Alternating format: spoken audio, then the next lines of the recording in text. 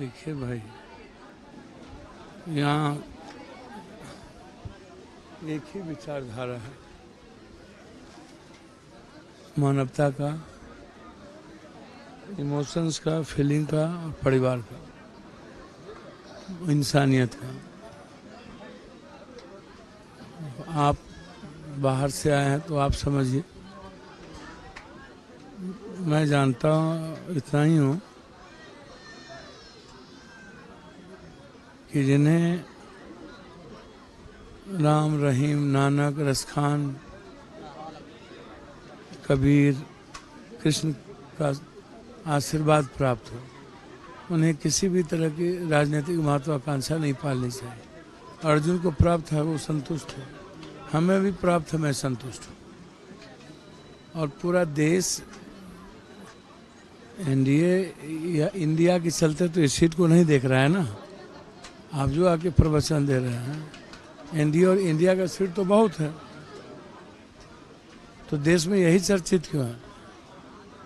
India और NDA के चलते तो ये चर्चित नहीं है, ये चर्चित है पूर्णिया की जनता, और जो मेरे लिए भगवान है और जिसने हमें बेटा बना करके लड़ने मरने और विचारों का जज्बा दिया, उनके कारण। सिर्फ पप्पू यादव के लिए ही है, किसी और चीज़ के लिए नहीं है। ये पूर्णिया और पप्पू के लिए ही है।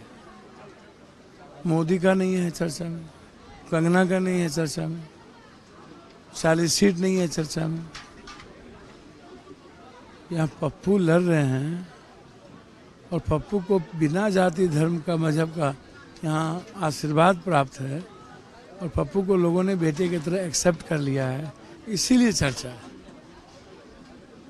चर्चा और किसी के लिए नहीं है।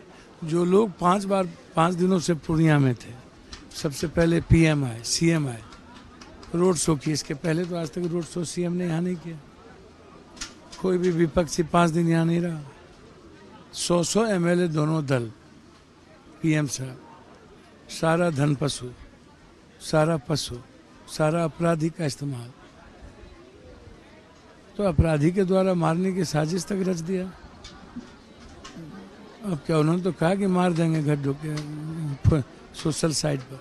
वो तेजस्वी जी के राजा, छोटे राजा साहब के मंच पर थे, वो गाड़ी में चलते, और उन्होंने कल कुछ किसने कहा, तो बिना अपने राजा के साह पे तो बोला नहीं होगा। तो नहीं, इतना नैतिक पतन हो गया छोटे राजा का, वो भूल गए कि उनकी भी माँ बहन है। जिस तरीके से माँ बहन को गाली दी गई है एक क्रिमिनल के द्वारा, जो सजा आपता है, वो उनके मंच पर भी थे, नॉमिनेशन के दिन उनके सब जगह थे। तो अब आप सोचिए कितना नैतिक स्तर गिर गया। यहाँ पर बैठ करके जदयू के लिए प्रचार किए कि जदयू को दे दो। इसी चीज़ में पूछना चाह रहा था कि उन्होंने कहा कि या तो इंडिया को दो, नहीं तो इंडिया को बैठ के यही काम ही किए हैं। सारे एनडीए के लोगों से बात कर कि कैसे पप्पू यादव हारे।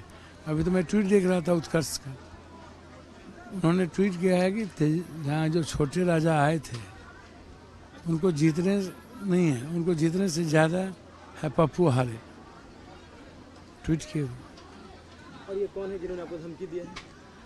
बहुत बड़े अपराधी, सजावार अपराधी, और जो उनके मंच पर, छोटे राजा साहब के मंच और गाड़ी के साथ चल रहे, उन्होंने कहा ढुक के मारूंगा, मेरे यहाँ से मौत हो गई थी।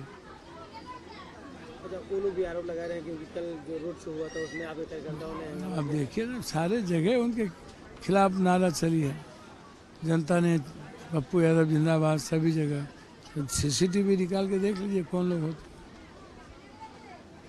चैलेंज तो है मेरा, सीसीटीवी निकाल के देख लीजिए, कहीं सिवाय नारा के गो बैक राजा साहब, तो हर आदमी को अधिकार है। पप्पू यादव को भी जब क्षेत्र में काम नहीं करेंगे तो गो बैक कहता है, भारी विरोध का सामना झेलना पड़ता है।